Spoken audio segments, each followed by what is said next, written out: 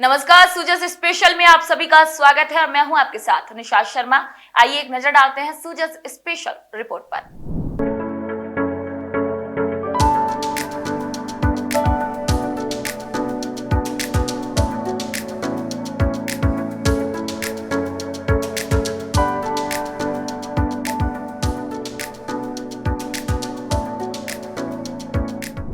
राजस्थान सरकार की संवेदनशील नीतियों और मुख्यमंत्री श्री भजनलाल शर्मा के नेतृत्व में राज्य में सेवा, संवेदना और संबल की एक नई परंपरा शुरू की है।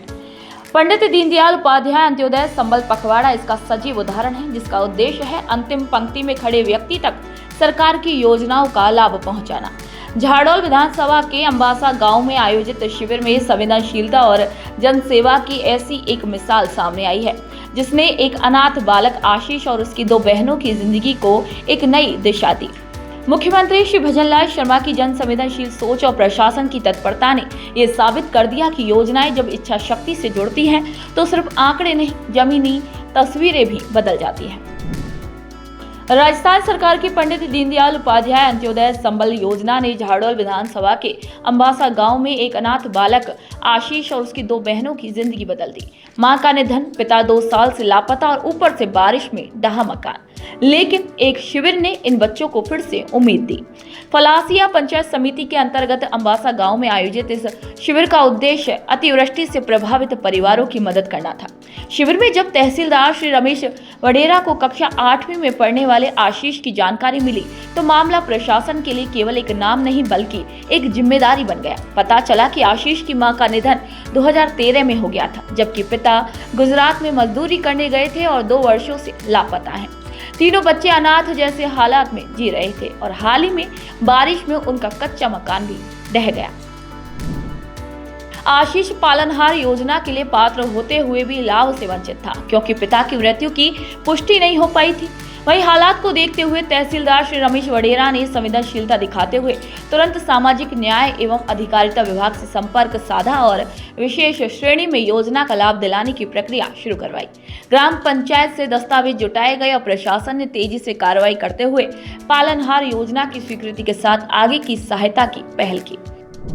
वर्तमान में पंडित दीनदयाल उपाध्याय अंत्योदय संबल पखवाड़ा तहसील फलासिया के प्रत्येक ग्राम पंचायत में आयोजित किए जा रहे हैं। इसी क्रम में हमारा शिविर ग्राम पंचायत अंबासा में भी लगा। उस दौरान कुछ लोग जो है एक पीड़ा लेके हाजिर हुए शिविर में कि गत रात्रि को अतिवृष्टि की वजह से कुछ मकान ढहने की परिवेदना लेकर के उपस्थित हुए और उनसे जब बातचीत करने लगे तो ये पता चला कि उन मकानों में से एक मकान एक आशीष नामक बच्चे का भी है, जो 8वीं कक्षा अभी ही पास किया है।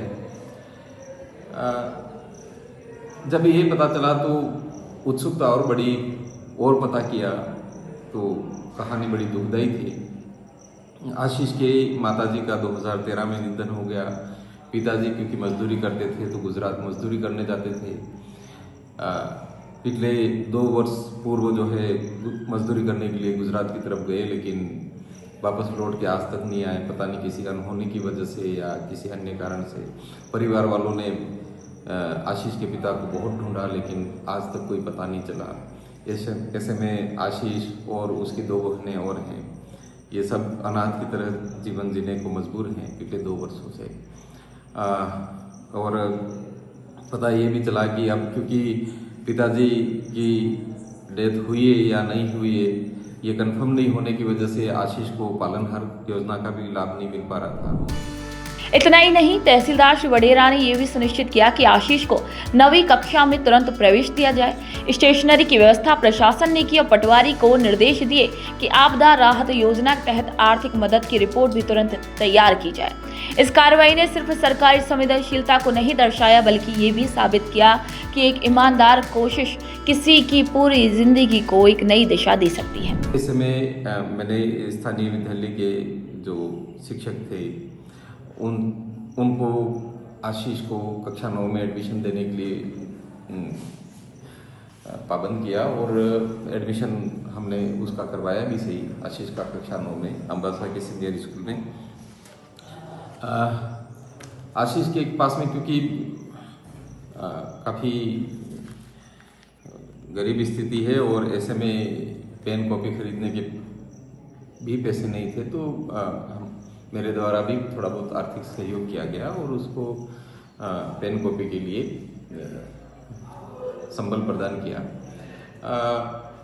और ये पता चला कि अतिवृष्टि से मकान ढहा है, तो मैंने उसके मकान का विजिट किया, देखा और मैंने पटवारी को प्रकरण तैयार कर सहायता हेतु तैयार करने के लिए निर्देशित भी किया। और एक दूसरा ये था कि इसको सरकार की जो योजनाएं हैं उसमें किस तरह से लाभान्वित किया जाए, तो जानकारी लेकर के हमने पालनहार की विशेष कैटेगरी में उसको लाभ दिलाने के लिए आवश्यक कागजात तैयार करके भेज दिए हैं। जैसे ही इस विशेष कैटेगरी में इसको अनुमति मिल जाएगी तो इसको पालनहार योजना का भी लाभ मिलना शुरू हो जाएगा। आशीष और उसकी बहनों को मिला ये संबल सिर्फ एक सरकारी कार्रवाई नहीं बल्कि एक गहरी मानवीय संवेदना का प्रतीक है। पंडित दीनदयाल अंत्योदय संबल पखवाड़ा की सफलता इसी बात में है कि योजना जमीन तक पहुंची और लोगों की जिंदगियां बदले।